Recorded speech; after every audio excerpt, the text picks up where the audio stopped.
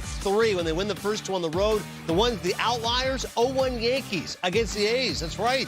Jeter and company. Those memorable plays he made. 2012 Giants, Buster Posey and company against the Reds. And the 2015 Toronto Blue Jays, Bautista and the ALDS against the Rangers. Here's O's manager Brandon Hyde. More on the challenges facing these young O's. Our backs are against the wall right now, and tonight wasn't our best night on the mound. Give our guys a lot of credit for being down 9-2 and then kind of giving ourselves a chance a little bit, getting some base runners, scratching away a little bit. But we have to go to Texas and play well. We haven't played our two best games here, and we've played well on the road all year, so hopefully we can play well on the road. He is right about that. When you look at the best record on the road this year, the Orioles at 52-29, tied for the best road record in Orioles/Browns franchise history. Right there, the Braves with that .642 winning percentage. It's a shame it's such a short series, Pete. You go, oh my God, you lose a couple games and that's it. But at least for Baltimore, sometimes you see this with young teams. It goes both ways. On the one hand, you go, well, they're inexperienced, they don't know any better. But when you're inexperienced, sometimes that can show. Perhaps going on the road will bring this team together. Yeah, you hope so. They certainly need a change of scenery, and what they need is just some starting pitching. This is bottom line. The offense today shows some signs of life, and they came back and made this thing a game. Mm-hmm. The pitching has been there all year long. We've been wondering about this Orioles starting pitching. They haven't showed up in this next game or in these first two games. This next game, Dean Kramer, Gibson, one of them, whoever takes the ball is going to have to take the ball bull by the horns and go out there and give them a quality start. You see right here, Kyle Bradish, I think, was pulled a touch early.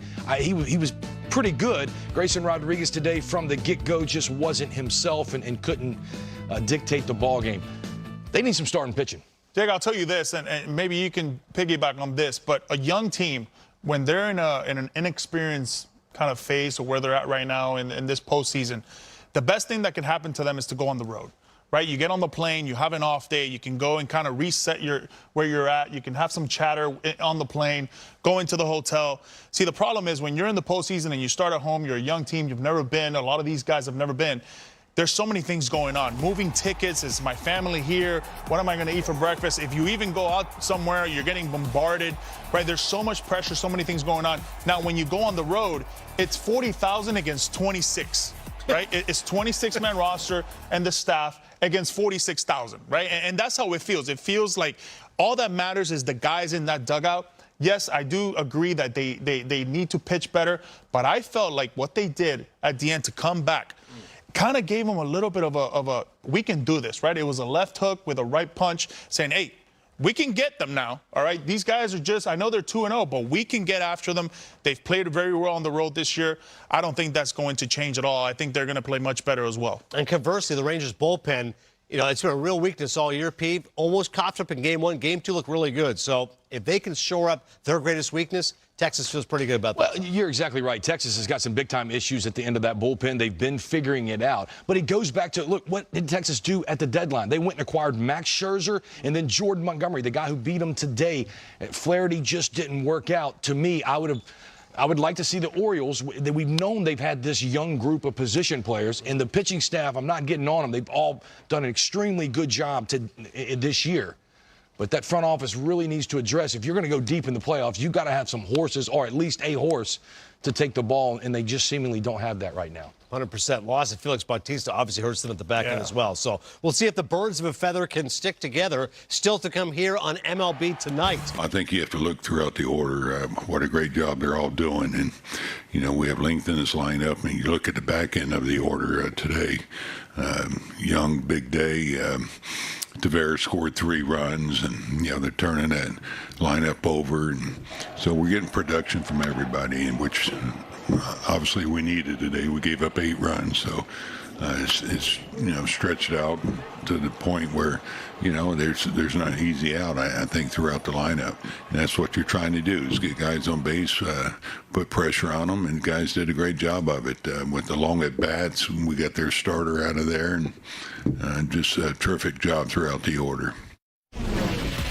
Bruce Bochy not mincing words. When it comes to the most postseason managerial wins, there's a reason why both these guys are as acclaimed as it can get. Joe Torre, La Russa, Bobby Cox, and then there's Dusty Baker and Bruce Bochy, along with Dave Roberts, guys that bring it come postseason. Just to illustrate how good Texas played today, I got to mention this as a Philadelphia Eagles fan. Eagles now 5-0, and the Rangers outscored the Cowboys. So how about them Cowboys, and how about them Rangers? You know, Bruce Bochy normally, Pete, has that gravelly voice.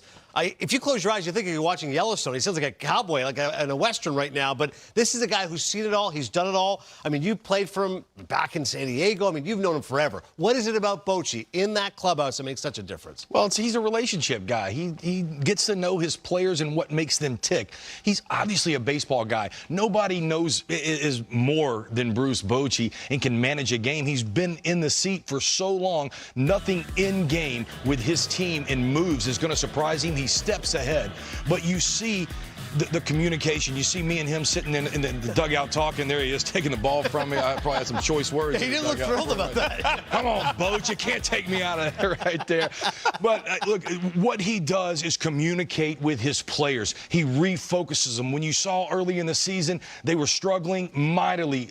Tough to beat Oakland at home. They had to go on the road to Toronto, a team they were trying to face down. I said it in an MLB Tonight. I said, I know what he's doing on that plane right now. He's walking up and down those aisles. He's refocusing his team. He's letting them know what's on the line. What did they do? They got off the plane in Toronto and swept Toronto, jumped them in the standings, and haven't looked back. Yeah. With that bullpen that he's got, and this is not a knock against any of those guys, but they are not one of the top bullpens in the game. I don't know that many managers and staffs make the playoffs.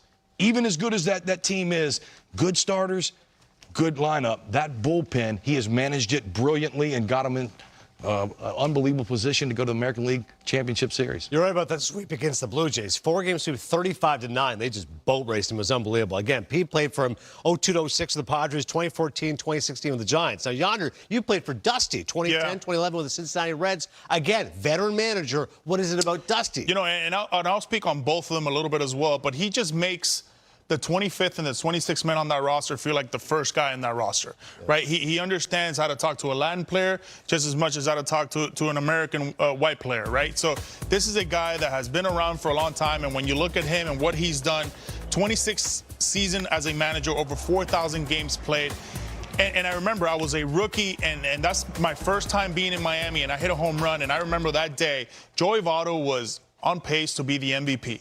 And it was my first time coming to Miami, right? I had been waiting my whole life to be in the big leagues, and I had been waiting a long time to be able to put on a big league uniform in Miami. And he said to me, Joey Votto's not playing today. And I told him, Dusty, how is Joey Votto not playing today? He's fighting for this MVP. He says, I don't care.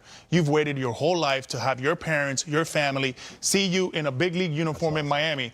You're starting at first base, and I don't care. First at bat, I hit a home run. He says, you see, this is the reason why I do it, so you can remember these days. But I just loved everything about him.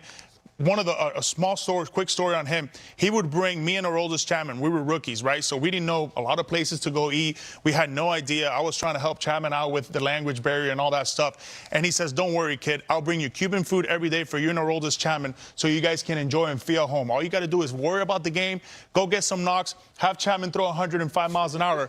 Everything else will be good. I'll take care of it. But that's Dusty Baker for you. He takes care of all the outside stuff. Just worry about what happens inside those lines. Key question, how was the food? Fantastic. So it was legit Cuban cuisine. The best managers make you feel good. They have a relationship with you, and they put you in the right spots to succeed. Always. Look at Garver today. Boach putting Garver in the 3-hole after Grossman's been there. It was right on right. Grayson, that was a hunch. He puts him in there, gets 2 hits. I know one of them was a swinging bunt, but the grand slam today, and that's how he won those championships with Pat Burrell and Burrow and Cody Ross and Mark DeRosa and all these right role players. Michael putting Morse. them in the right spots at the right time. He did it with me my entire career. Yeah, it's amazing. They always talk about leaders, right? And great leadership. You give credit to others, and you take the accountability when things go wrong. Even if it's not their fault. You heard Dusty and Boach go, yep, it's on me. We'll get them next time. It's amazing to think about, again, baseball history, where these guys are at. So if they end up facing off, you know, managers in a postseason series, each with 1,500 career wins